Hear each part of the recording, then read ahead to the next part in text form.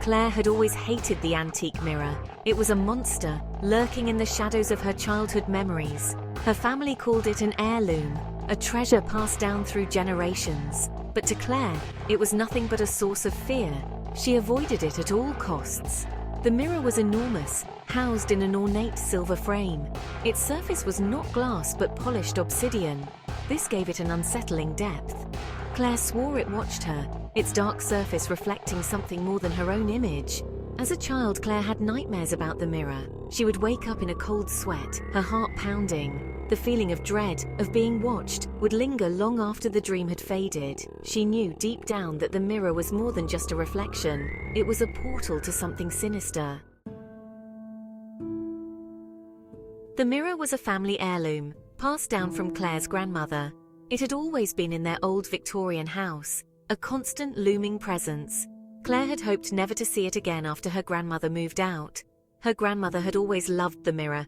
She would spend hours sitting in front of it, gazing at her reflection. Claire never understood her fascination with it. She found it repulsive. To Claire, it was a symbol of her family's dark past, a past she wanted nothing to do with.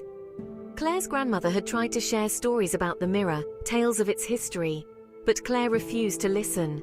She didn't want to know where it came from or what secrets it held. She just wanted it gone.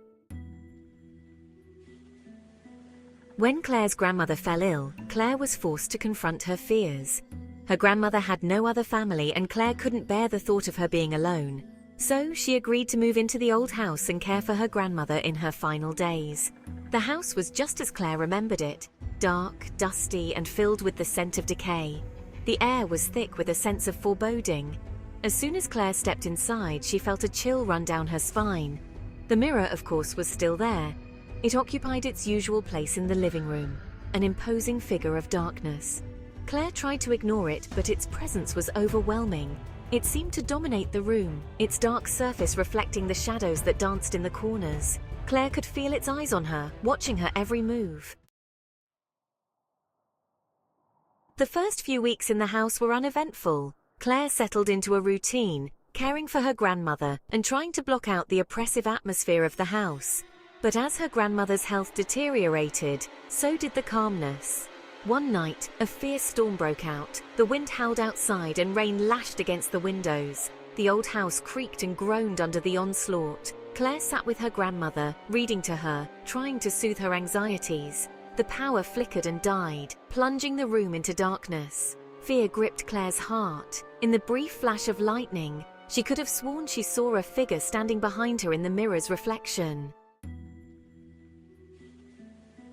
Claire tried to dismiss the figure as a trick of the light, but as the storm raged on, so did her unease. She found herself drawn to the mirror, her eyes constantly scanning its surface. She couldn't shake the feeling that something was watching her, lurking just beyond the veil of reality. One night, unable to sleep, Claire found herself standing in front of the mirror. The house was silent except for the ticking of the grandfather clock in the hallway. She stared into the obsidian depths, her reflection staring back at her. As she watched, her reflection twitched. The figure behind her in the reflection moved again.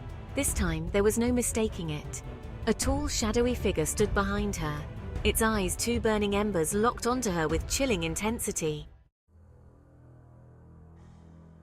Terrified, Claire stumbled back from the mirror. She raced back to her room, her heart pounding in her chest, the image of the figure seared into her mind. She tried to convince herself it was just her imagination, a trick of the light.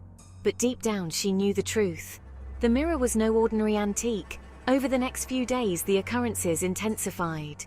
Claire would hear whispers coming from the living room, even though she was home alone. She would catch fleeting glimpses of shadows moving in the periphery of her vision. And always, the feeling of being watched, of being hunted, followed her like a curse. The mirror became the focal point of Claire's fear. She avoided going into the living room, but even from afar she could feel its pull, its malevolent energy seeping into her dreams, turning them into vivid nightmares.